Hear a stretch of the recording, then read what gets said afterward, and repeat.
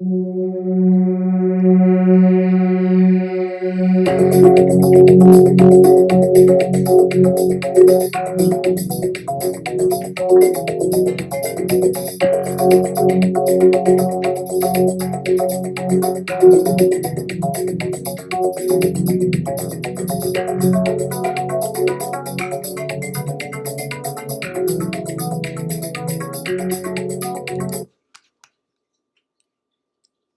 and at 'em, folks.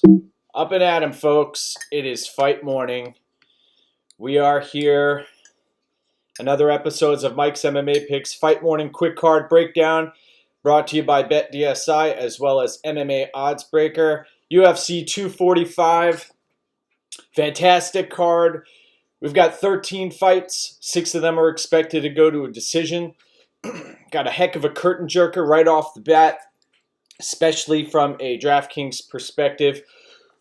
We have a fight that should end inside the distance. We've got Puna Soriano taking on Oscar-Piechota.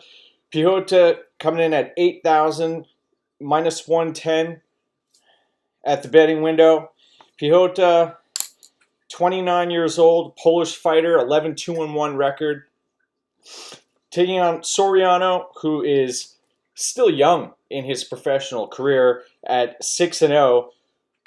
Got to see him on the Contender Series, where he had a fight that was expected to finish inside the distance, but they ended up going the distance with Pickett. Soriano, 8,200 in DraftKings, minus 110 also. So we have a 1.5-inch reach advantage on behalf of Piechota. Piechota is a black belt, pretty tall, lanky fighter. Was in there with Rodolfo Vieira, and Vieira, the black belt hunter, got him out of there in the second round. But Piechota held his own. You look through Piechota's previous fights, he has a tendency to end fights inside the distance. 5 wins by knockout, 5 wins by submission. Mixed bag over there. I have concerns about Piechota's chin, although we haven't seen him necessarily knocked out. Gerald Meerschaert put him in some big trouble in his fight. Very sloppy. Piechota's got a big overhand right. His jiu-jitsu game looks to be something that would be effective in a gi. He is not the strongest fighter, and his transitions, he worked pretty hard against Meerschaert and ended up losing that fight in dramatic fashion, just totally gassed out and was nowhere to be seen while Meerschaert was getting his hand raised. So Soriano, I have concern about him as well. In this fight, he's still a very raw fighter fighting at Extreme Couture. He has a tendency to throw bombs and has a wrestling background that's in his back pocket that I think may come into play here. Piechota, there's a possibility Piechota gets the sub, but in this spot, I think the youth, the heavier punches, and also Soriano has an ability to take damage as well, as we saw against Pickett. I think Soriano is going to be able to pull this one out inside the distance as a minus 110 favorite.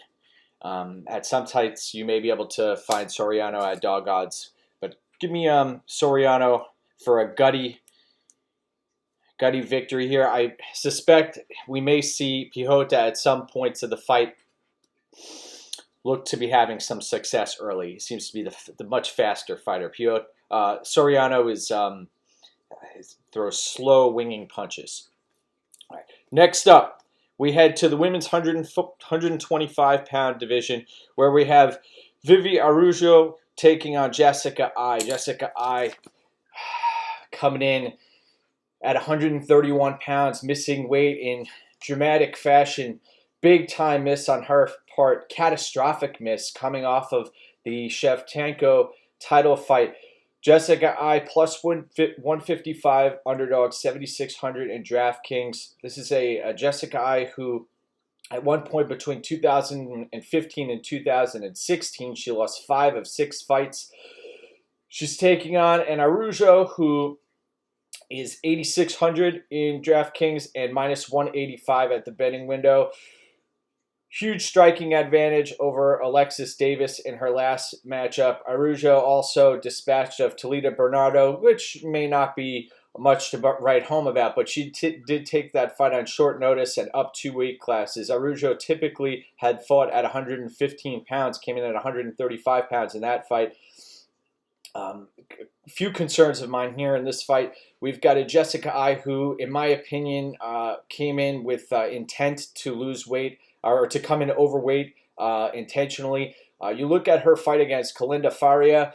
She had this was only a year and a half ago. She had a grappling heavy game plan in that matchup. I suspect she's going to come in here and try to grapple Araujo, who is a black belt and has a decent ground game on her behalf. But the problem is we've seen Araujo get stuck on bottom. She lost that second round against Alexis Davis. If Jessica Eye wants to play on the feet with Araujo, Araujo has some I'm really impressed with Araujo's striking, considering she entered the mixed martial arts game later in life. She was actually a soccer player and picked up Brazilian Jiu-Jitsu and then started boxing and doing Muay Thai. So she has the nod here in my book. 8-1 Araujo. I have some challenges when I go to locking her in with Eye coming in with what may be a heavy grappling game plan. I have concerns about that. That may put a damper on Araujo's ceiling in this matchup. This fight is expected to go to a decision at minus 270. Does Jessica Eye want to continue to get punched in the face and kicked in the face? I don't think so. And I'm going to question how she's going to take punches in this fight. Araujo can pour on volume. I have concerns the later the fight goes that Araujo may gas. But with that being said, Araujo, in my eyes, is the better fighter here and has more, a wider diversity to draw from as far as her tools go. So give me Araujo to win this fight. Next up, we've got Kai Kara-France making the trip all the way across the pond. Been a while since he fought in the States. 8,500 DraftKings, minus 165 favorite. This fight's at 125 pounds.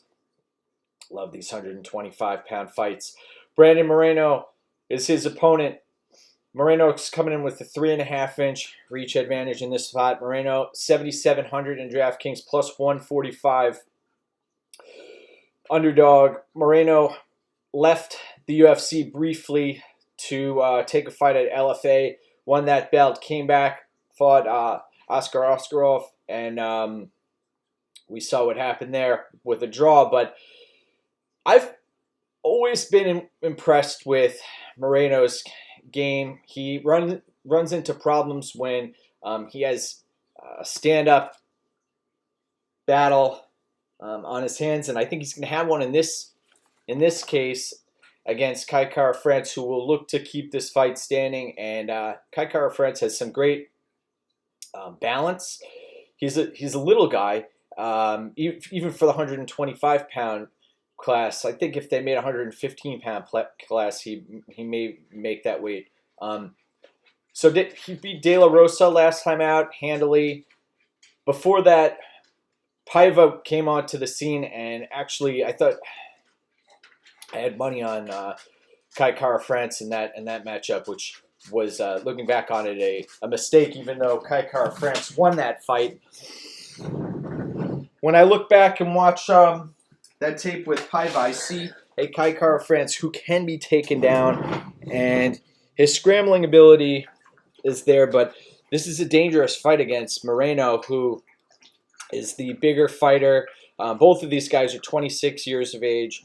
We have Moreno, who possesses much better jiu-jitsu in this spot. And you look on Kai Kara-France's record, he has 7 losses. I know Moreno has 5, but Moreno has been in there with some pretty stiff competition as well. I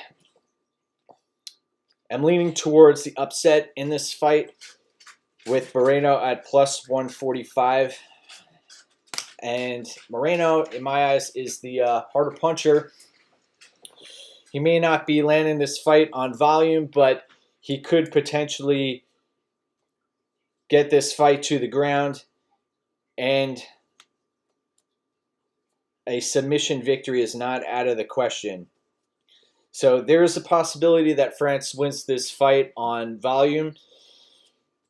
But I think we're going to see Moreno do a little bit more damage here. And also, he has found the back of opponents in the past. I'm actually going to go with Moreno by rear naked choke. Next up, we've got a fight that the MMA Twitter community is infatuated with. We've got Daniel-Teymur taking on the teenage dream Chase Hooper. Chase Hooper won a fight on the Contender Series, and he's won a few fights on the regional scene after being on the Contender Series. Hooper, 20 years old, looks like he's still growing into his body. His way of getting fights to the ground is, from what I've seen, he gets punched in the face, and his opponents follow him down there, which may be a bad idea considering Hooper is a legitimate brown belt, very slick as far as transitions go, sweeps, got very, very long limbs. Doesn't look like he's ever seen a weight room in his life. 1.5. All right, let's see. We've got actually 6.5-inch reach advantage for Chase Hooper. He's fighting Daniel-Teymur. This is the worst of the 2 Teymur brothers. David Teymur is much better. Fighting out of All Stars Training Center in Sweden. Teymur's going to be at a big reach disadvantage. 7,900 for Teymur. Considering that this fight isn't expected to go to a decision, I suspect you're going to want ownership of one of these fighters. Teymur should be landing tactical strikes. He was a kickboxer in his previous life. In this fight, I see it's going to be like shooting fish in a barrel for Daniel-Teymur on the feet. Watch his fight against Danny Henry, though, and Teymur shoots his load early and then has nothing left towards the end of the fight. And Hooper, one thing we've seen with him is he hasn't necessarily lost yet, and this may be a big L time coming, but Teymur, there's a chance that he empties his tank and Hooper's still there, and Hooper finds a sub late. That being said, I wish Hooper dedicated some more time outside of the cage to growing into his body, developing his skills, especially his stand-up, because he's a sitting duck out there. So it's going to be either Teymur early or Hooper late. If you're playing DraftKings, I think the higher upside here is going to be Teymur at 7,900, though you'll probably see much lower ownership of Hooper at 8,300, and there is a possibility of a sub. But give me Teymur to win this fight inside the distance. That may come back to haunt me because Hooper, he's going to be improving fight to fight, but that stand-up defense is atrocious. Next up, we have, 2 vets who are coming back. We've got Matt Brown against Ben Saunders. Ben Saunders, kill a bee, only a 1.5-inch reach advantage against Matt Brown. Ben Saunders, 22-12-2 record. I've seen Ben Saunders get knocked out, and I know many of you have. I was at his fight against Lyman Good. I was worried about Saunders, that whether or not he was going to come to. That fight against Joban, really, really rough to watch. 6,900 for Ben Saunders. Looks like he came in decent shape for this one. Plus 285 underdog. This is the first full camp Saunders has had in a long, long time. Matt Brown making the return off of torn ACL and the recovery. Matt Brown actually retired at one point. Matt Brown has a lot of losses on his record, folks. 16 losses, 21-16. He's going to be 39 years old in January. So I would think twice about this matchup. Minus 355 favorite. That's a lot of chalk to be laying for Matt Brown. That being said, in DraftKings, this fight, when we're looking at fights that could potentially end inside the distance, I try to look for folks who aren't going to evade one another, and people who are going to want to implement their game plan and not pace themselves and just go for the kill. Last fight out, we almost lost that fight does not go the distance prop between Overeem and Jair Rozenstruik. Only 4 seconds separated victory from defeat, and you had a Alistair Overeem who was back in Econo-Reem mode, trying to let that fight play out and coast to a decision later in the bout. In this matchup, though, Saunders and Brown don't have the footwork, even at welterweight, to stay away from each other. They have that killer mentality, kill or be killed. And in this spot, I look at Matt Brown, and I was honestly thinking of making a montage of Matt Brown being hit to the body and crumpling. We've seen that many times. He something up with that. Eric Silva fight. There's been many other fights where he just crumples over and when hit in the body, and they're not necessarily liver shots. It's happened to Cerrone, but for some reason Matt Brown happens to him in a lot of his fights. So Matt Brown, long story short, I think Matt Brown is going to be landing those elbows inside. Dangerous to be in the clinch with Ben Saunders, but that's one way you can get in there and get Saunders out of here. This fight, originally the fight does not go the distance line, open at minus 175. It is now up to minus 485. You're going to want a piece of this fight in DraftKings. I am going to be picking Matt Brown, the immortal Matt Brown, who came out with his own coffee line to get this fight done. All right, here we go. Next up, we have a fighter who was exposed against higher level opponent in his last fight. We've got Yan the Hurricane Heinisch taking out Omari Akhmedov. Omari Akhmedov, 7,800 in DraftKings, plus 115 underdog. 1-inch reach advantage. Akhmedov, not the most active fighter as far as volume goes. Yan Heinisch, 72-inch reach, fighting out of Factory X in Colorado. Has a great gas tank. Tough to get him out of there. We know about his personal story before coming to the UFC. 8,400 in DraftKings for Yan Heinisch, minus 135 favorite. I'm not really in love with this fight at all. 13-2 record for Yan Heinisch. Believe it or not, he's only lost 2 fights. Do you know how many of those fights he's won by just sheer grit and determination and his skill set? He showed some real gaps in the Derek Brunson fight, and Akhmedov is a force, especially up at 185 pounds. The Al Hassan fight, very impressed with that fight. There have been the Vettori fight. There have been other fights where Akhmedov has shown me a lot, especially on the feet. So I think Akhmedov's going to have an advantage here while the fight's standing. Heinisch may look to get this fight onto the ground, make it ugly, win this fight by scrambling out of trouble like he's done in previous fights. Antonio Carlos Jr. should have won that last matchup. There was a huge cage grab that changed the way the fight, the trajectory of the fight. And in this spot, I think we're going to see a split decision, folks. I really do. And I picture Yan-Faber getting the nod in a split decision victory for being just a little bit more active. I see he could potentially get hurt on the feet, and I think Akhmedov is going to have some success on the feet. So give me Heinisch by split decision, but I'm going to be avoiding this in DraftKings.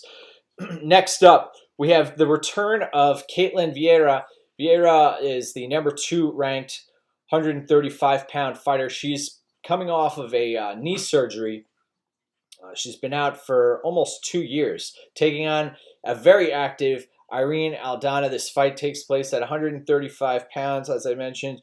11-5 record for Aldana, taking on Vieira, who has yet to taste defeat. 8,800 in DraftKings for Vieira, minus 180 favorite.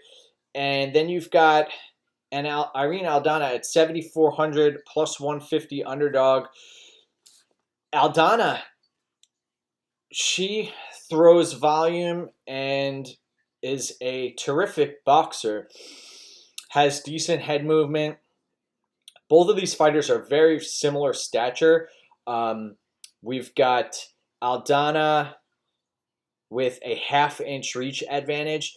In this spot, Vieira is the more versatile fighter. She has a judo background as well as a legitimate Brazilian jiu-jitsu background, and she's a Nova União fighter. She fights like a dude. Same with Vieira-Aldana. Ketlen Vieira has the ability to get this fight to the ground, land heavy strikes. She could get a submission victory. We saw the fight against Sarah McMahon, very impressive in that fight. Early in the Kat Zingano fight, I was very impressed with Vieira. A few question marks here, though. She's coming off of a surgery and a layoff, and she did look a little doughy at the weigh-ins. I was a little concerned about that. I'm worried about her gas tank, especially with Aldana coming on late in fights. Throw that Vanessa Mello fight out the window. She's one of the worst fighters we've seen in the octagon. But you look back at a few of Aldana's other fights, she had a nice start to the Betch Correa fight, and then lost a second round to Correa and ended up getting a submission late in that fight. The Raquel Pennington fight, that was supposed to be her coming out party, didn't happen. Vieira here in this fight, I think is going to end up landing some harder strikes. I have issues with Vieira's striking defense too. She squares herself up. She doesn't move her head. And that could be a dangerous spot here. But I think the fight is lined correctly at this point. Vieira, I'm gonna roll with Vieira here. I think 180 is minus 180 is a decent number on her. And also at only 28 years of age, this is a fighter who has potentially developed some more skills in the offseason. Or during the layoff and the recovery. I say that with the thought also that you can't trust what you haven't seen. So that's something that could potentially be there. So give me Vieira in that fight. Next up, we have the man with the new nose, Mike Perry, taking on Jeff Neal. This fight takes place at 170 pounds. We have Jeff Neal coming in with the big reach advantage. He's going to be looking to land that jab on Mike Perry's surgically repaired nose. 9,100 for Jeff Neal, minus 245 favorite. Neal comes in with a 6-fight winning streak. This fight is not expected to go to a decision at minus 145. Mike Perry coming off of the Vicente Luque fight where there was it was a controversial decision to some extent, but I'll be honest. The damage that Luque was able to do in that fight, you don't typically do that to Mike Perry. I know Max Griffin had some success, and Ponzinibbio did as well, but this was next level stuff from Luque at the end of that fight. I thought he did pull out that victory.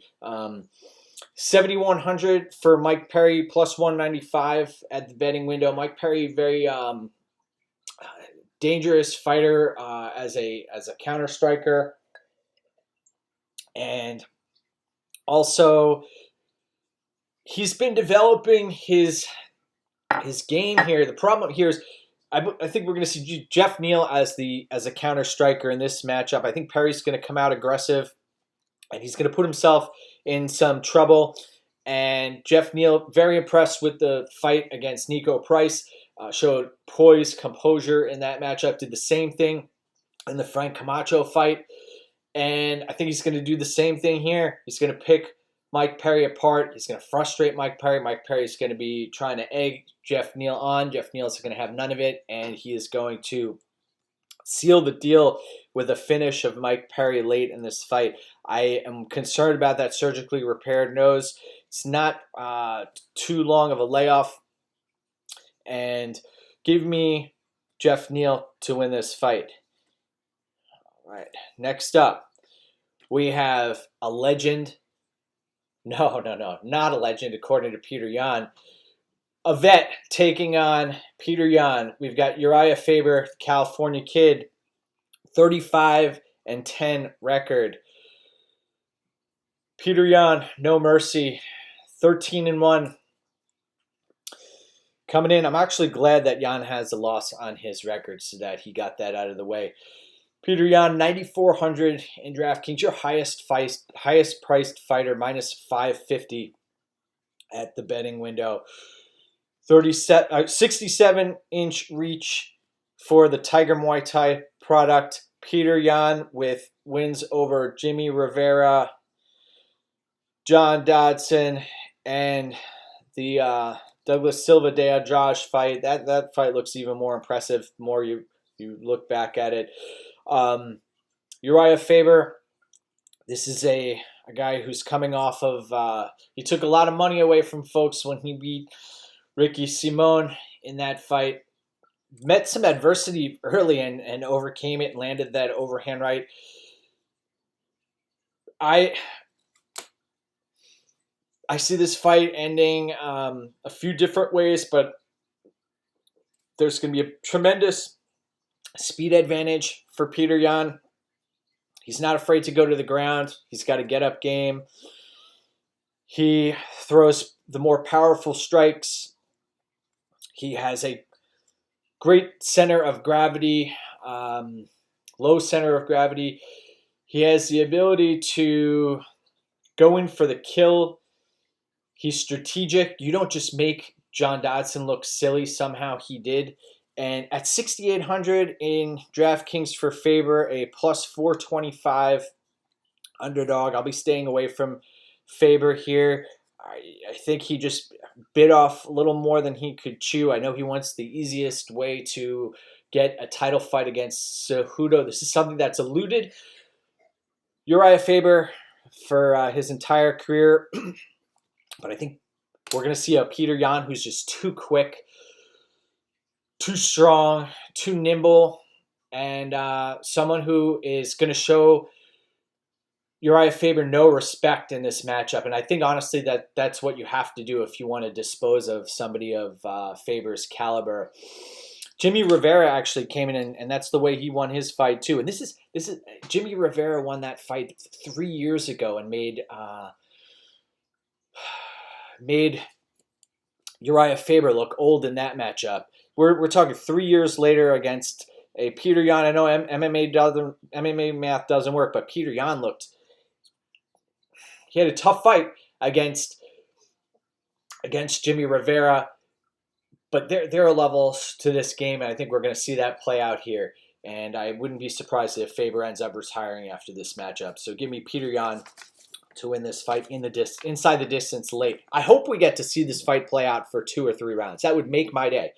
Next up, we have the return of Jose Aldo, dropping down successfully to 135 pounds. I am glad we're doing this breakdown show after weigh-ins have taken place, because we've seen Jose Aldo come in and make weight and Also, we saw him at the ceremonial weigh-ins. His face filled out, and he looked like a man on a mission. This guy, I mean, you talk about depleting yourself. It looked like Dillashaw-esque, trying to get to 125 pounds, the way Aldo was cutting to 135. Moraes coming off of a stoppage loss where he looked ultra motivated against Henry Cejudo. In this fight, though, he comes in as the minus 195 favorite, $9,000 in DraftKings, taking on a Jose Aldo at 7,200, who won a round off of Max Holloway in his couple of matchups with the champ over there. Jose Aldo, surprised he stayed at his camp throughout the majority of his career. Nova and Yao fighter, 3.5-inch reach advantage for Jose Aldo in this matchup. 33 years old, surprised to see Aldo make that drop. The Moicano fight was something that was very impressive to me, the way Aldo kind of sat back and let Moicano come to him and then waited to unload. And that's what I see happening in this fight. We've got Marlon Moraes, who is probably going to be ahead on the scorecards towards the end of the first, looking like he's going to be winning the first round. And I want to see this fight hit the ground. I don't think it's going to, but I would love to see this fight hit the ground. Both of these guys have legitimate ground games. We don't see it very often. Marlon Moraes liked his fight against Sun Tzu and also Jimmy Rivera. And even before he came to the UFC, this is a guy who could do it all. And the Magic Man in this spot should win this fight late. But I have concerns that Jose Aldo is going to come out here, and at the end of rounds, he's going to come out with spurts of ridiculous firepower that are going to put Marlon Moraes in trouble. I want to lean Marlon Moraes to win this fight. This is, in my eyes, a definite stay away as far as a wagering fight goes. But give me Marlon Moraes to win this fight late. I'm concerned about Aldo and his gas tank. It wouldn't surprise me if Aldo wins this fight early by stoppage. I'm going to be pulling for Aldo to win this fight. Make no bones about it. I'll be pulling for Aldo, but I've got to say, Marlon Moraes, full training camp under Mark Henry, and he not too shabby himself. This is a precision striker with power. So give me Moraes to win that fight. Next up, we've got De Randamie, Iron Lady, taking on Amanda Nunes. Amanda Nunes, 9,200, one of your highest priced fighters, minus 305. Taking on De Randamie, $7,000 in DraftKings, plus 245 underdog. De Randamie, we saw last time out, she landed the finishing blows on Andrew Ladd. We're now talking hockey here. Aspen Ladd. She felt it was a controversial stoppage, felt there was some gender discrimination taking place there. I don't think so. Amanda Nunes is on a 9-fight winning streak. She's disposed of Holly Holm, Chris Cyborg, Raquel Pennington, Shevchenko. Just running through these ladies. 3.5-inch reach for the striker, the Iron Lady. This fight should be, if De Randamie wants to win this fight, it has to happen on the feet. If it goes to the ground, we've got a huge advantage for Amanda Nunes. This fight is expected to end inside the distance, minus 270. So most people tend to shy away from, well, I don't want to say most, but some folks just blindly fade ladies' fights. This one is not going to be one that you want to do that in this case. This fight is expected to end inside the distance at minus 270. When you look up and down this card, only 6 fights are expected to end inside the distance, and this is one of them. At 9,200 in DraftKings, I think we'll see Nunes pay off her price tag. She's just too. She's got confidence in her favor. She's got the ground game. She's a versatile fighter. She is going to be at an issue. She's going to have issues at range from a technical perspective. De Randamie, look at what she did prior to coming to the UFC. This is a person who's had a very successful run as a striker, and we have to see Nunes take this fight to the ground and either submit or win via ground and pound over De Randamie. So that's going to be this is actually a rematch of a fight that took place in 2013. Okay, so give me Amanda Nunes to win that fight. Next up, we have the co-main event of the evening. We've got Max Holloway taking on Alexander Volkanovski. I love this fight. Love this matchup. You know it's going to take a Herculean effort from Volkanovski to win. And I think he does have that in him. But the problem is you're going up against a Max Holloway who just doesn't get tired. Watch that Poirier fight. There's so many other fights you can watch of Holloway. It's a dream, a real treat to watch both of these guys in the lead up to this event as far as watching tape goes. But Max Holloway, a premier striker, best featherweight we've seen in a long, long, long time. 21-4 record. Hung in there with Poirier and many, many, many others. This is not going to be a repeat of the Edgar fight, though. Edgar came in with a significant reach advantage in that fight, although he was the much smaller fighter.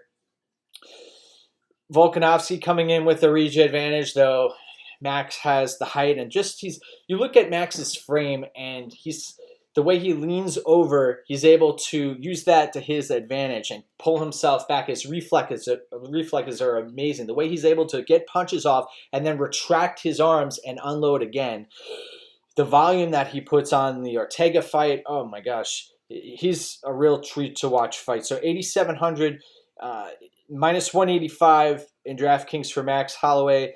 Then you've got 7,500 and plus 155 for Volkanovski. Another concern of mine, I haven't heard anybody mention this, but last year, before the Aldo fight, even into the Elkins fight and the Jeremy Kennedy fight, Volkanovski had some serious back issues. They had been plaguing his entire career. He said he hadn't been able to get in full camps, that he'd been working with physical therapists and trying to loosen up his joints and his muscles.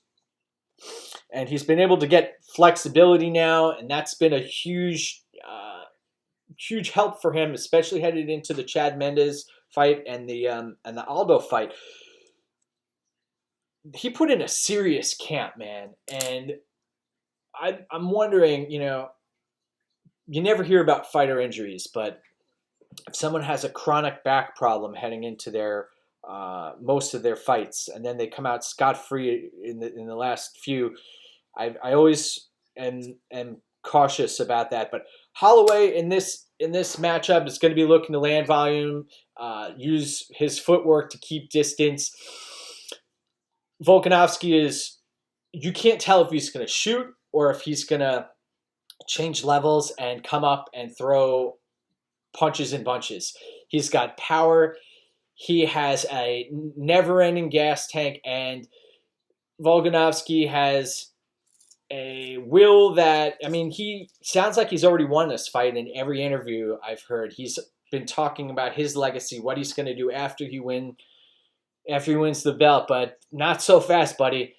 In this fight, I think we're going to see a great brawl. I am suspecting you're going to be matched up against a stack of either this fight or the Usman-Covington fight in your DraftKings contests. I think this is a dangerous week to play because the stack is live and viable, and there are a bunch of live dogs that are on this card. I could see 4, 5, 6 underdogs coming through here. and Volkanovski is one of them. So don't want to be too long-winded here, but I will say that what Volkanovski sees, and he's watched Max since the beginning here, he sees somebody who he can ragdoll and who he can implement his will against. He sees a scrawny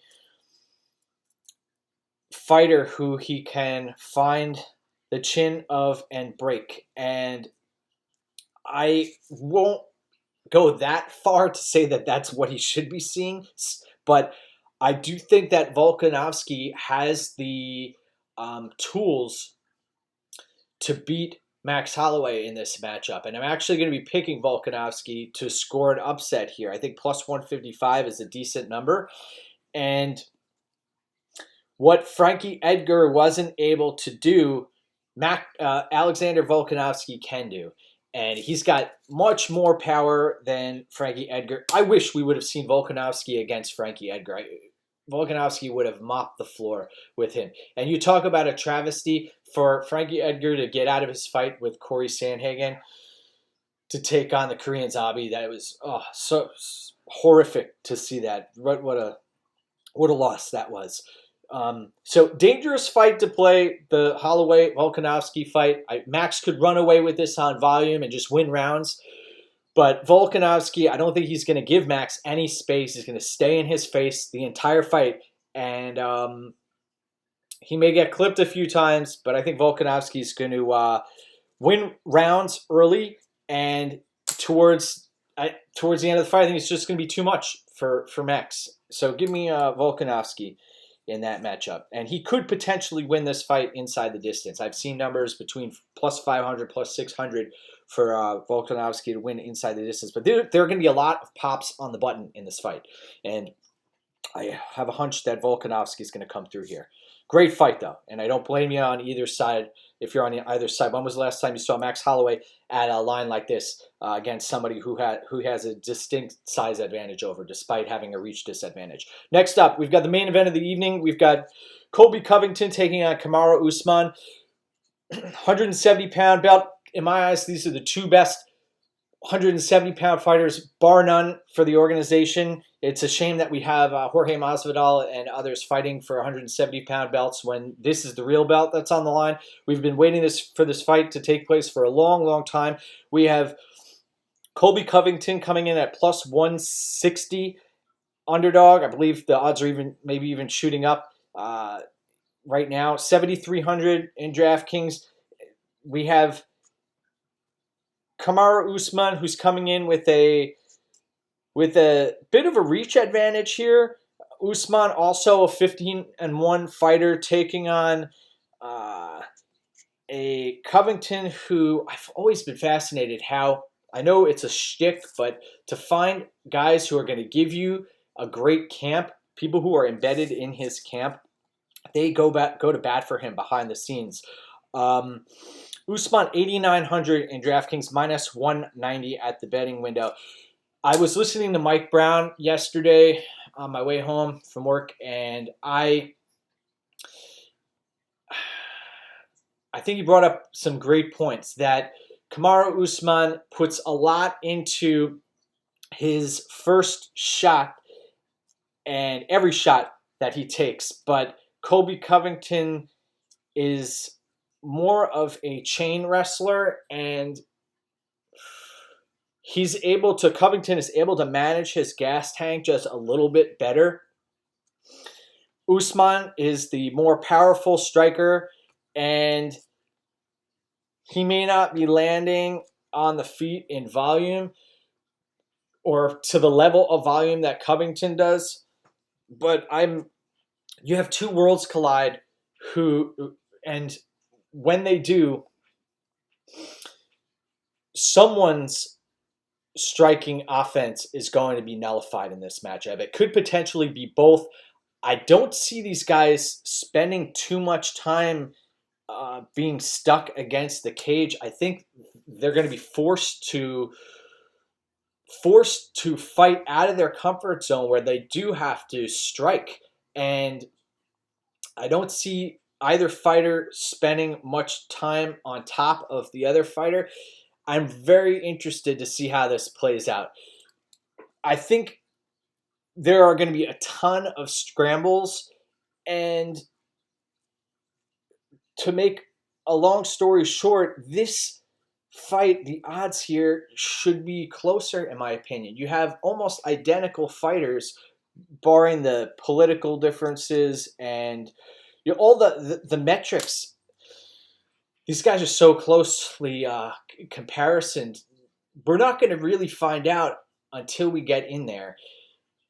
I think the value is on Covington in this spot, and a lot of people aren't going to want to hear this, but I actually slightly lean Colby to surprise a lot of people.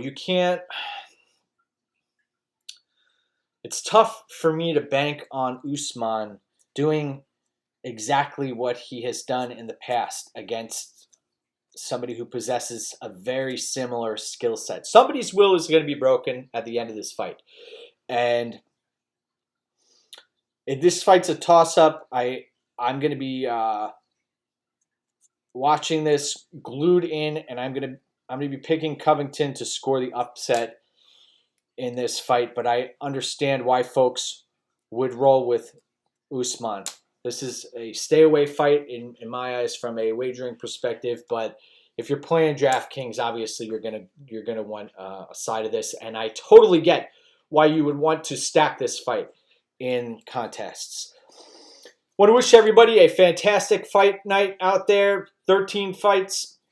You can follow me on Twitter at MikesMMAPicks, and I'm over at betmma.tips as well as CapperTech. Want to wish everybody an awesome day. This is a tremendous night of fights headed our way. Win some contests, friends, and we'll see you for the next UFC card next week. Thank you.